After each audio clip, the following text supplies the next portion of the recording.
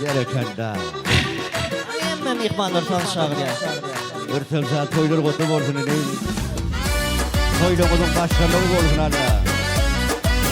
Toylumuzun da iyi de durum olsun. Onu hormat bilen ehli kurbanı sonra. Hem de sana tazı çağır ya. Didin sen kim? Allah'ım elimden erkim. Aşık oldum ben sana. Gödel kesmini gördüm ey. Didin sen kim? Allah'ım elimden erkim. Aşık oldum ben sana. Gödel kesmini gördüm. Men diyen madam gödel görkün allacan. Umid bilen karaşyan. Tamam mı yada doğam. Men diyen madam gödel görkün allacan. Umid bilen karaşyan. Tamam mı yada doğam.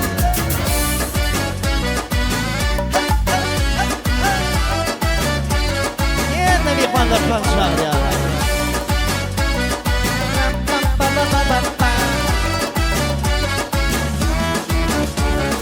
Lay la lay lay ovadan sen bir ay men senin aşkında gel uçağıma dolay.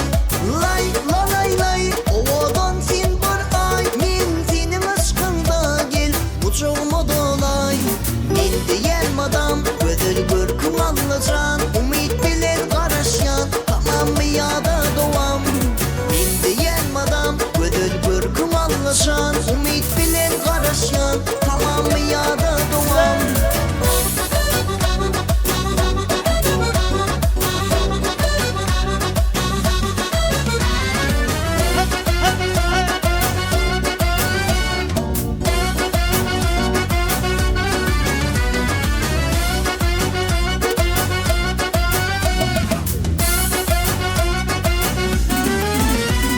Geley arzumda sen bar Karaşan sana men yar Ertir akşam şolum kıyırdı Geley arzumda sen bar Karaşan sana men yar Ertir akşam şolum kıyırdı Men diyen madam gödel görkün allacan Umid bilen karaşyan tamam mı yada doğam.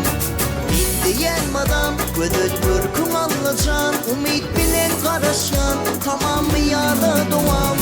Men diyen madam gödel görkün allacan Umid bilen karaşyan tamam mı yada doğam.